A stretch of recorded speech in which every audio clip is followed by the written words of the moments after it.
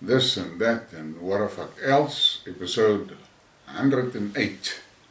In this episode I'm going to be talking about the pestilence, the EU, and then some stuff about the global revolution.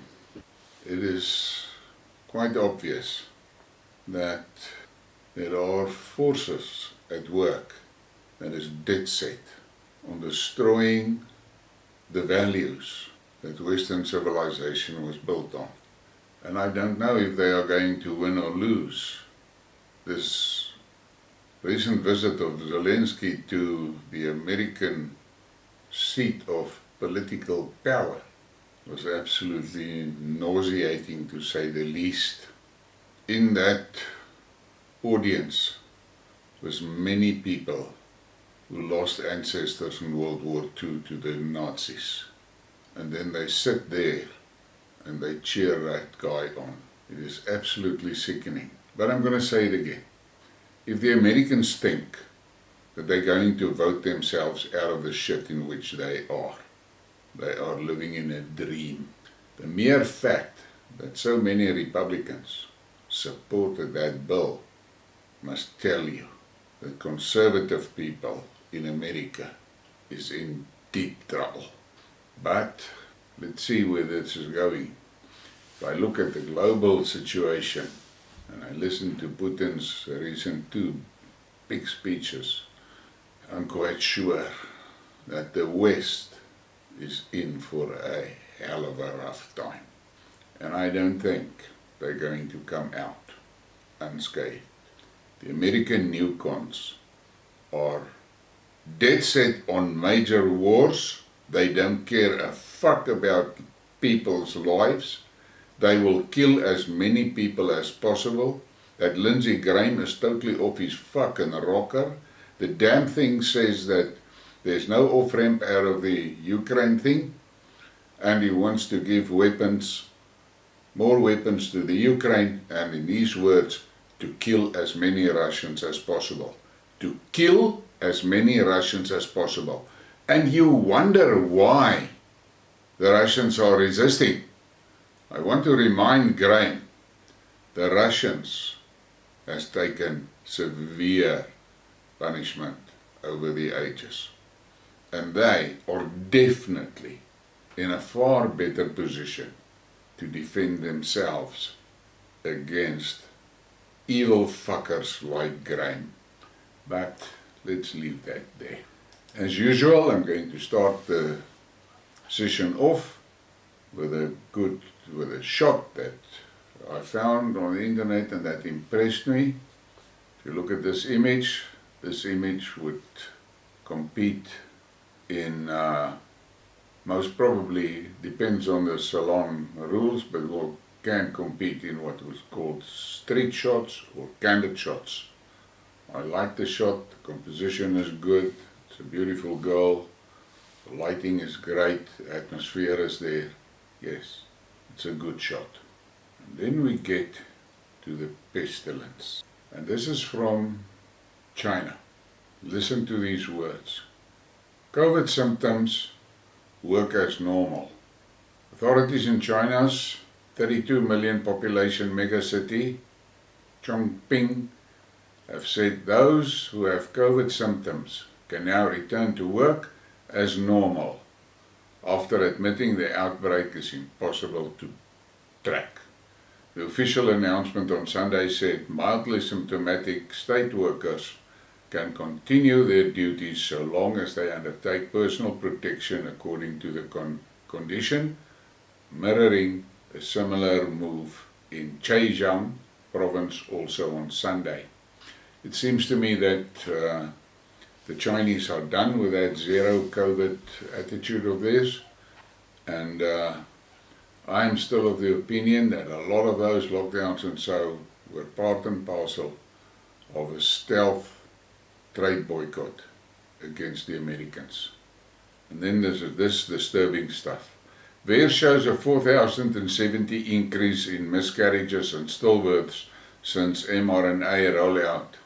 And then this person says, nothing to see, move along, just 4,000% increase in dead babies being born.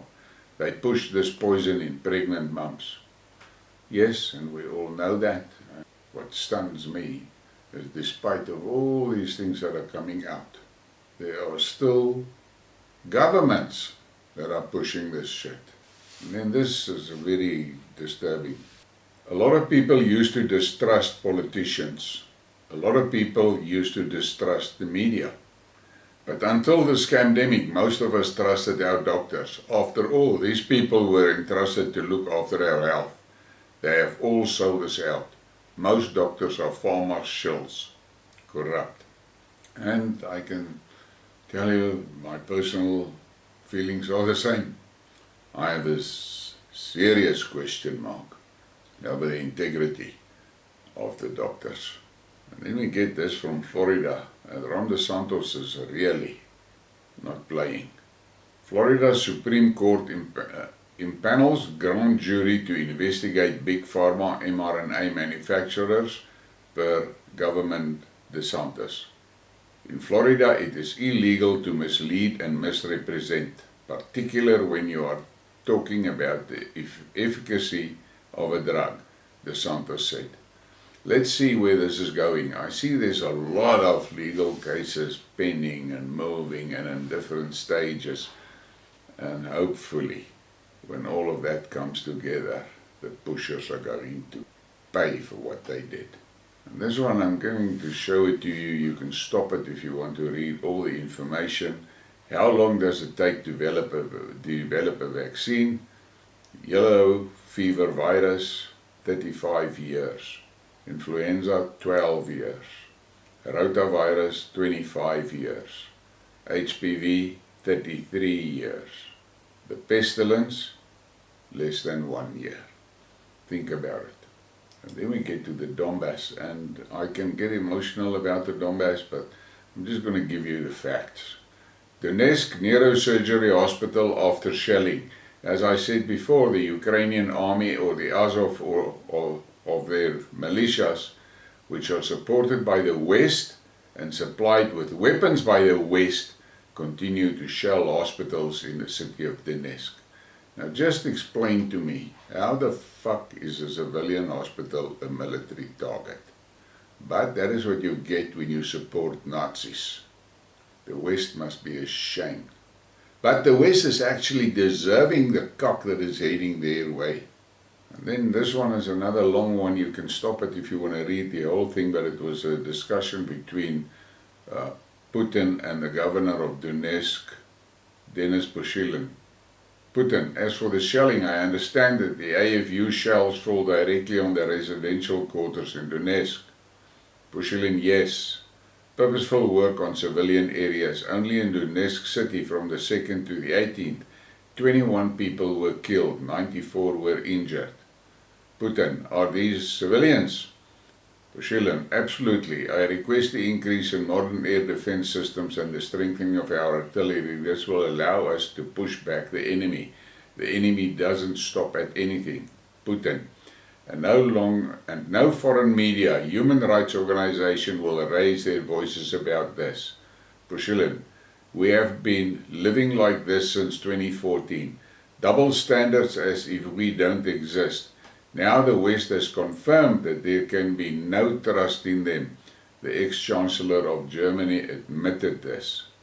Putin, they said that they were not going to do anything, and they signed Minsk only in order to gain time for arming Ukraine and conducting a military operation. I think that Merkel's statements has sealed the deal. The West is going to pay. And then you've got this. Wagner artillery smashed a group of Ukrainian armed forces. In the first video, the surviving militants abandoned their positions, and at the same time their dead and wounded brothers. And that is what is happening there. The Ukrainians do not collect their fallen soldiers. They don't. The Russian commanders give them a ceasefire and the opportunity to come and collect their fallen comrades, but they don't do it. Sick fucking Zatzis. This is for the Western taxpayers. A Ukrainian soldier demonstrates the wreckage of his 9K35 Strela 10 short-range SAM system, which was destroyed on the first day it arrived on the front. There's a few more $1 million of your taxes gone in one day. Consequences of the shelling at the intersection of Tamansky Avenue and St. University Kai in the Kievsky district of Donetsk. Take note, that is a civilian environment, not a military environment. And then we get to the energy issue. And Brendan L. makes this post on Twitter. While they fight under the lights at Nasrek, the rest of the country is in darkness and the army needs to protect power stations. Then they go home to their taxpayer-paid generators and wonder why people are angry. If it wasn't sad, it would be funny. Cried the beloved country. Very true. The Kiev Independent energy giant DTEC says 10-hour-long power outages in Kiev is a new reality. Following Russia's overnight drone attacks in Ukraine on December 19, only about 20% of consumers in Kiev have access to electricity. Well, they will better get used to it. That is what happens when you allow Zazis to govern you. Same shit that we have here in South Africa. We've allowed idiots to govern us and now we are fucked on the electricity front. And then we have this. Europe faces impediment to bringing new renewable power online due to insufficient grid capacity. European countries are planning huge additions of renewables over the next few years. A huge amount of grid capacity will need to be developed both to integrate new generation capacity into respective countries' power mixes and to better connect European countries so that electricity can flow in the most optimal way. Europe's policymakers and the power sector will need to carefully examine if countries' development plans for new generation capacity matches development plans for both internal and cross-border transmission capacity. The UK signs MOU with EU and North Sea nations to develop wind farms and interconnections in the North Sea. EU approves Germany's near $30 billion renewable scheme lasting till 2026. Few comments here. This green plan, everywhere it requires transmission lines. Reality is that the further you transmit, the more power you lose over that transmission. Another reality is that these guys are talking about billions of dollars, which I don't know where they're going to get it. And I see Germany has plowed another $30 billion into a renewable scheme while the fuckers are busy taking coal from South Africa by the shipload. What the hell is going on? When were the people going to realize that this politician breed is going to destroy them? And the renewable program in Germany specifically has showed that it's a fuck up, but yet they push more in. And what makes me very angry is they push money to stupid idiots in charge of our country to do the same shit here while they take our coal. And then we've got this. Climate activists said New England could shut down its nuclear, coal and natural gas plants and be fine. Now it's getting 34% of its electricity from burning oil, which is dirtier, less efficient and more expensive than coal. Energy denialism kills people. And this idiocy will carry on. And I don't understand how it is possible that people, they see the facts, but they don't believe it because that is not what is shown to them on the media. And then we get to the EU and this hilarious fuck up. 97-year-old convicted of Nazi camp complicity. The German court convicted 97-year-old Irmgard Furchner on Tuesday of complicity in the murder of over 10,500 people at the Nazi World War II concentration camp, where she worked as a typist. She was handed a suspended 2-year sentence after being tried under juvenile law, since she was only 18 at the time of the crimes. Despite her lawyer arguing it couldn't be proven, she knew about the systematic killings. Now, what I want to know is all those fucking politicians that are supporting the Nazis in the Ukraine, will they also face this? Because they are killing thousands of people in the Donbass. And then this, I'm not going to read the whole thing. Hungary wants European Parliament dissolved. The recent corruption scandal in the European Parliament is a sign that the EU institution should be abolished and in its current form, Hungarian Prime Minister Viktor Orban said on Wednesday. He added that the EP already had an abysmal reputation, and Hungary is going to find themselves more isolated as the days come. The EU do not like conservative people, remember that. And the Hungarians are conservative, and their leader is outspoken conservative.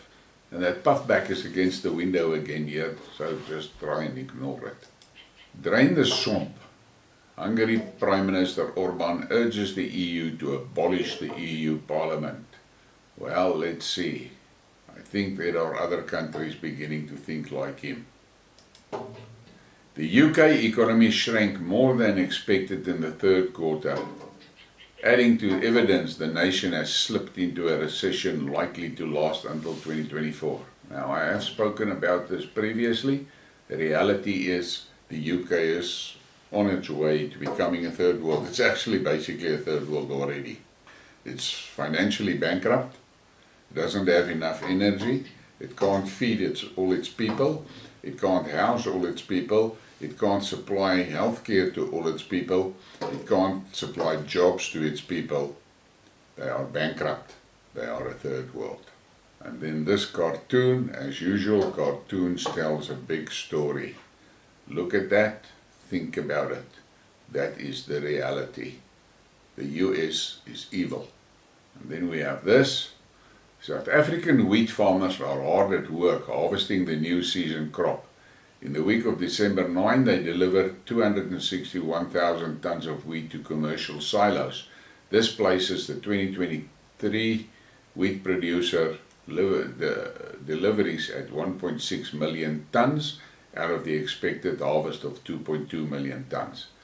And it's all good and well to look at these graphs and all of this shit, but you must ask yourself, why is there no word from the government about the killing of our farmers? These fucking things they want to eat, but they kill the guys that make the food. Typical black superior logics. And then this is good news from America. Don't know if you guys ever saw this, but the American federal government tried to stop this Amish farmer from selling raw milk and beef and meat that he slaughters on his farm. He's got a nice abattoir there, and he's got a very nice dairy, but he refuses to add the chemicals and preservations and shit that the government wants him to add to the food. And so they closed his place down, and he took them to court. Amish farmer wins court battle for food freedom, can return to selling raw meat and milk. The USDA wants to take what was supposed to be an interstate labeling law and use it to regulate what foods you can and cannot put into your own body. The people better wake up. These politicians are dead set on killing us all. And then we get to this gender fuck up. In Scotland, a man can rape a woman, be convicted of raping a woman, and if he says he is a woman, he can serve his time in a women's prison, surrounded by women who have no escape from him. They call this trans rights. Trans rights are human rights. Apparently women are not human. Very true, but I have seen some of those female inmates in my life, this guy is going to pick up shit there. They're going to use and abuse him, not the other way around. And then this alarming post from Liz Churchill. It feels like literal hell because we're in the midst of a satanic takeover. And that is very, very big words. And then let's look at this, Marcus Aurelius Cicero. The closer the collapse of an empire, the crazier its laws. Isn't that true? And then we're going to look at this. Now, most of you would know about the poll that Elon Musk ran on Twitter to ask whether he should stay on as CEO or resign. And the majority voted, 57% voted he must resign. And now look at the shit coming their way. Elon Musk to appoint Donald Trump Jr. as a new Twitter CEO after stepping down. And I just laughed when I read this. If those woke libtards thought Musk was rough on them, wait until you see what this guy is going to do to them. And then we have this, and just read it, think about it, and think again. It's a comparison between Joe Biden and Putin. Biden supported the Iraq war, Putin opposed the war. Biden armed ISIS, Putin destroyed ISIS in Syria. Biden armed Al-Qaeda in Syria, Putin destroyed Al-Qaeda in Syria. Biden supported the destruction of Libya, Putin opposed the destruction of Libya. Biden armed neo-Nazis in Ukraine, Putin destroyed neo-Nazis in Ukraine. Biden supports nuclear first strike, Putin opposes nuclear first strike. Now just look at those facts and then ask yourself, who is the best president? Now the following graphic, I'm going to talk while you look at it. But the reality of the world that we are living in today is simply this. If the citizens don't roll this shit out and get the politicians to come and enjoy the ride, the world as we know it will definitely end for many millions of people in misery. The world better wake up. This is the only way out. The only way. And then we get to that what the fuck moment, and this is a nice what the fuck moment. It was a response to one of the tweets I made on Twitter, and you can look at it and just smile. Putin has got his hands full, but he does a great job of it. Don't you agree? Just look at that. And on that note, thank you very much for your support. Please give it a like and a subscribe and share the thing. And have a nice Christmas day.